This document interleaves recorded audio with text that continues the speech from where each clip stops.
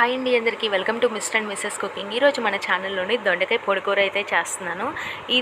ఈ రెసిపీని ఆల్రెడీ మన ఛానల్లో అప్లోడ్ చేశాను. బాగా హిట్ అయిందండి. అదేంటో కానీ దొండకాయతో నాకున్న అనుబంధం, ఎన్నిసార్లు దొండకాయతో ఎన్ని రెసిపీస్ చేసినా కానీ ఇంటే హిట్ అయిపోతున్నాయి. ఈ రెసిపీ కూడా మళ్ళీ హిట్ అవ్వాలని అయితే కోరుకుంటున్నాను.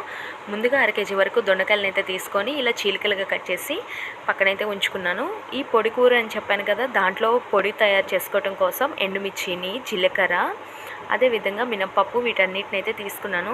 ఒక 25 నుంచి 30 వరకు ఎండుమిర్చి, 1 టేబుల్ స్పూన్ వరకు జీలకర్ర, 1 కప్పు మినప్పప్పు, 1 కప్పు కందిపప్పు, 1 కప్పు పెసరపప్పు, 1/2 కప్పు వరకు పచ్చిశనగపప్పు, 1 కప్పు వరకు పల్లీలు తీసుకున్నాను. అదేవిధంగా 1 గుప్పెడు కరివేపాకును కూడా తీసుకున్నాను. వీటన్నిటిని తీసుకొని పక్కన ఉంచుకున్న తర్వాత స్టవ్ ఆన్ చేసి బాణీ అయితే పెట్టుకోవాలి. బాణీ కాస్త హీట్ అయిన తర్వాత ముందుగా కందిపప్పును అయితే వేసుకుంటున్నాను. ఆ తర్వాత పచ్చిశనగపప్పును కూడా వేసుకోవాలి. ఇవి రెండు కాస్త గట్టిగా ఉంటాయి కాబట్టి ముందుగా వేసుకొని ఫ్రై చేసుకోవాలి. ఇలా ఫ్రై చేసుకోవటం వలన టేస్ట్ అనేది చాలా బాగుంటుంది. అన్నీ కూడా ఒకేసారి వేసుకోవచ్చు, కాకపోతే ఇవి కొంచెం గట్టిగా పెద్దగా ఉంటాయి కాబట్టి ముందుగా వేసి ఒక 2 నిమిషాల ముందు కాస్త దోరగా వేపుకోవాలి. ఇలా కాస్త దోరగా వేగిన తర్వాత వీటిల్లోనే పల్లీలను అయితే యాడ్ చేసుకోవాలండి. చూస్తున్నారు కదా, వేరుశెనగ గుళ్ళు అంటారు వీటిని కూడా యాడ్ చేసుకోవాలి. ఆ తర్వాత దీంట్లోని పెసరపప్పుని, మినప్పప్పుని కూడా యాడ్ చేసుకోవాలి. వీటన్నిటిని వేసిన తర్వాత కాస్త గోల్డెన్ బ్రౌన్ కలర్ వచ్చే వరకు ఓపికగా వేయించుకోవాలి. ఇది కాస్త మారి వేరే షేడ్ వచ్చేసిందా టేస్ట్ అనేది మారిపోతుందండి. అందుకనే కరెక్ట్గా గోల్డెన్ బ్రౌన్ కలర్ వచ్చే వరకు వేపుకున్న తర్వాత అప్పుడు ఎండుమిర్చిని యాడ్ చేసుకోండి. ఇక్కడ నేను ఎండుమిర్చి మా ఇంట్లో తినే ఘాటుని బట్టి నేనైతే 25 నుంచి 30 వరకు ఎండుమిర్చి తీసుకున్నాను. మీ ఇంట్లో ఘాటుని బట్టి మీరు కూడా ఎండుమిర్చి తీసుకోవచ్చు. ఆ తర్వాత చూస్తున్నారు కదా, కింద పప్పులు అనేవి మంచి కలర్ అయితే వస్తున్నాయి. ఈ టైంలో మనం తీసుకున్నటువంటి 1 టేబుల్ స్పూన్ వరకు జీలకర్రని, గుప్పెడు కరివేపాకును కూడా యాడ్ చేసుకోవాలి.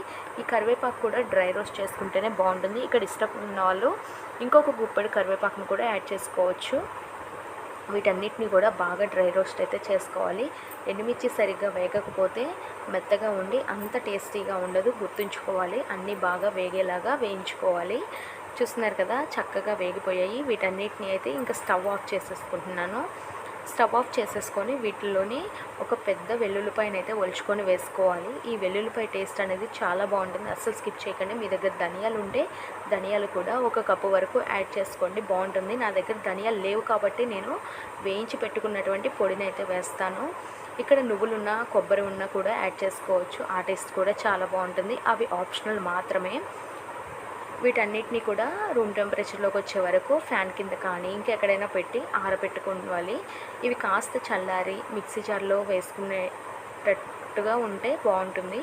ఇలా మిక్సీ జార్లో వేసుకున్న తర్వాత చూస్తున్నారు కదా, నాకైతే రూమ్ టెంపరేచర్లోకి వచ్చేసాయి. వీటిని అయితే మిక్సీ జార్లో వేసి మరీ మెత్తగా కాకుండా మరీ బరసగా కాకుండా కాస్త అటు ఇటుగా ఉండేటట్టుగా పేస్ట్ అయితే చేసుకుంటున్నాను. పొడండి, పేస్ట్ కాదు, సారీ. ఇలా పొడి చేసుకోవాలి. ఈ పొడి అసలు ఎంత టేస్టీగా ఉంటుందో తెలుసా. ఉత్తి అన్నంలో ఈ పొడి వేసుకొని కాస్త నెయ్యి తగిలించి తిన్నా కూడా టేస్ట్ అనేది వేరే లెవెల్లో ఉంటుంది. ఒకసారి అయితే ట్రై చేయండి. 1 టేబుల్ స్పూన్ వరకు తీసుకొని చూస్తున్నారు కదా, ఈ మాత్రం మెత్తగా ఉంటే సరిపోతుంది. దీంట్లోని మీ రుచికి సరిపడట్టు ఉప్పు అయితే వేసుకోండి. ఇక్కడ నాకైతే 2 టేబుల్ స్పూన్స్ వరకు సాల్ట్ అయితే పట్టింది.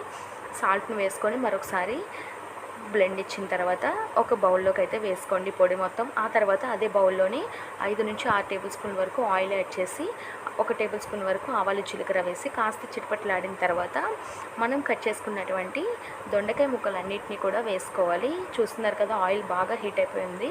ఇలా దొండకాయ ముక్కలన్నిటిని వేసుకొని ఒకసారి బాగా ఆయిల్ అంతా కలిసేలాగా కలుపుకోవాలి. నేను మీకు లాస్ట్ టైం చేసినప్పుడు కూడా చెప్పాను, ఈ దొండకాయ అనేది మెత్తగా అవ్వాలి, అలానే బాగా ఫ్రై కూడా అవ్వాలి. చాలామంది దొండకాయ ఫ్రై చేసేటప్పుడు హై ఫ్లేమ్లో పెట్టి ఫ్రై చేస్తారు. అప్పుడు అవి క్రంచీగా కసుక్కుమని అంటూ ఉంటాయి, పచ్చిగా ఉంటాయి కదా. అలా కాకుండా ఇలా చేసుకుంటే టేస్టీగా ఉంటాయి. దీంట్లోని ఒక 1/4 చెంచా వరకు పసుపుని యాడ్ చేసి మరొకసారి బాగా కలుపుకోవాలి. ఆ తర్వాత కొద్దిగా ధనియాల పొడిని కూడా యాడ్ చేసుకుంటున్నాను. ఆ తర్వాత దీంట్లోనే మనం తయారు చేసుకున్నటువంటి పొడిని అయితే వేసుకోవాలి. మరి ఒకేసారి వేసుకుంటే ఉండలు కడుతుంది కాబట్టి కొద్ది కొద్దిగా వేసుకొని కలుపుకుంటూ ఉండాలి. మీరు కూడా కొద్ది కొద్దిగా వేసుకొని కలుపుకోండి, లేదంటే ఉండలు కట్టేస్తుంది. ఎంత వేస్తున్నాం అనేది కూడా తెలియదు. ఇక్కడ మీకు సాల్ట్ ఏమన్నా అడ్జస్ట్ చేసుకోవాలి అనిపిస్తే ఒకసారి అడ్జస్ట్ చేసుకోండి. నాకైతే సరిపోతుంది ఈ సాల్ట్ అనేది. మీ ఉప్పు కారాలని బట్టి మీరు ఉప్పుని అలానే ఎండుమిర్చిని కూడా అడ్జస్ట్ చేసుకోవచ్చు. ఇది చాలా సింపుల్గా చేసుకోవచ్చండి. కాస్త ఓపికగా చేసుకుంటే మంచి రెసిపీ అనేది తయారవుతుంది. ఎవరైనా గెస్ట్లు వచ్చినప్పుడు ఈ రెసిపీ చేసి పెట్టారా ఆహా అంటారండి, అంత టేస్టీగా ఉంటుంది. చూస్తున్నారు కదా, మనం అంత పొడి చేసుకున్నాం కదా, ఎంత అవ్వదండి కర్రీలో వేసేసరికి. టేస్ట్ కూడా బాగుంటుంది కాబట్టి లాగిచ్చేస్తారు. ఈ పొడంతా బాగా కలిసేలాగా కలుపుకున్న తర్వాత ఒక 5 నిమిషాల పాటు హై ఫ్లేమ్లో పెట్టి టాస్ చేసుకొని స్టవ్ ఆఫ్ చేస్తే ఇంకంతే అండి. ఎంత సింపుల్ అండ్ టేస్టీ దొండకాయ పొడి కూర రెడీ.